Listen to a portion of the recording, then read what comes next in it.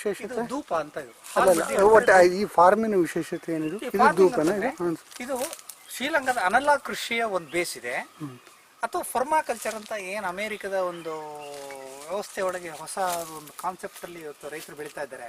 ಆ ಫರ್ಮಾಕಲ್ಚರ್ ಟೈಪ್ ಇದೆ. ನಾವಿಲ್ಲಿ ಬೆಟ್ಟಾಲಂಡ್ ಕೃಷಿ ಅಂತ ಹೇಳ್ತಾ ಇದ್ವಿ. ಇದನ್ನ ನಮ್ಮದೇ ಆಗಿರ್ತಕ್ಕಂತಹ ಒಂದು ಬೆಟ್ಟವನ್ನು ನಾವು ಹೇಗೆ ಪರಿಪೂರ್ಣವಾಗಿ ನಾವು ಬಳಸ್ಕೋಬೋದು. ರೈತರು ನೇಚರ್ಗೆ ನಾವು ಹತ್ತಿರವಾಗಿದ್ದು ನಾವು ಬದುಕೋದ್ರ ಜೊತೆಗೆ ಕಾಡು ಪ್ರಾಣಿಗಳನ್ನು ಹೇಗೆ ನಾವು ನಮ್ಮ ಜೊತೆಗೆ ಅವು ಇದ್ದರೂ ನಮ್ಮ ಬೆಳೆಗಳಿಗೆ ಹಾನಿ ಮಾಡಿದೆ, ಕಾಡು ಪ್ರಾಣಿಗಳೂ ಬದುಕಿ ನಾವು ಬದುಕಿ ನೇಚರು ಬದುಕುವಂಥ ಒಂದು ಹೊಸ ವಿಧಾನವೇ ಈ ಬೆಟ್ಟಾಲಂಡ್ ಕೃಷಿ.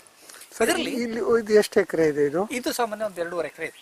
ಇಲ್ಲಿ ಎಷ್ಟು ಮರಗಳಿದಾವೆ? ಇಲ್ಲಿ ಸಾಮಾನ್ಯ 3000 ಮರಗಳಿದೆ.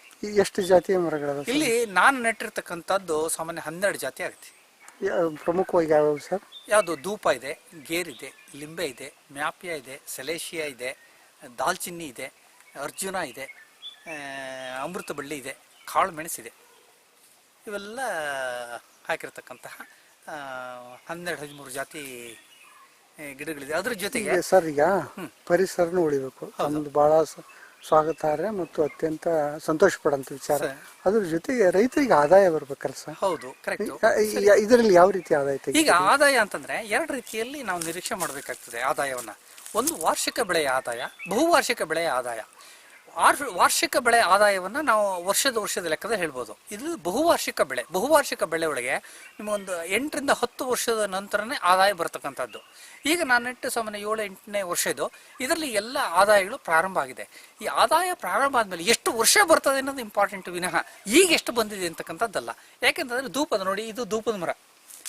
ಇದು ಸಾಮಾನ್ಯ 70-80 ವರ್ಷ ಬದುಕ್ತಕ್ಕಂಥ ಒಂದು ದೀರ್ಘಾವಧಿಯ ಸಸ್ಯ ನಮ್ಮ ಮಲೆನಾಡಲ್ಲಿ. ಇದನ್ನ ಸಾಮಾನ್ಯ 3 ಅಡಿ ಸುತ್ತಳತೆ ಆದ್ಮೇಲೆ ಇದರಲ್ಲಿ ಆಯಿಲ್ ಬರ್ತದೆ, ಆಯಿಲ್ ತೆಗಿಯುವಂತ ವಿಧಾನ. ಈ ಆದಾಯ ಸಾಮಾನ್ಯ 1000-1200 ರೂಪಾಯಿ ಒಂದು ಮರದ 1 kgಗೆ ಇವತ್ತಿದೆ. ಇದರಲ್ಲಿ ಎಷ್ಟು ಮರದ ಇಂಥದ್ದು ನಮ್ದು 80 ಮರಗಳಿದೆ. ಒಂದು ಗಿಡದಿಂದ ಎಷ್ಟು ಕೆಜಿ? 1 kg ಬರ್ತದೆ. ಅಂದ್ರೆ 3 ಅಡಿ ಸುತ್ತಳತೆ ಆದಾಗ ಇನ್ನು 2ರಿಂದ 3 ವರ್ಷ ನಾನು ಅದನ್ನ ಕಾಯ್ಬೇಕಾಗ್ತದೆ. ಅವಾಗ ಆದಾಯ ಹೇಳ್ಬೋದು. ಈಗ ಜಸ್ಟ್ ಆದಾಯ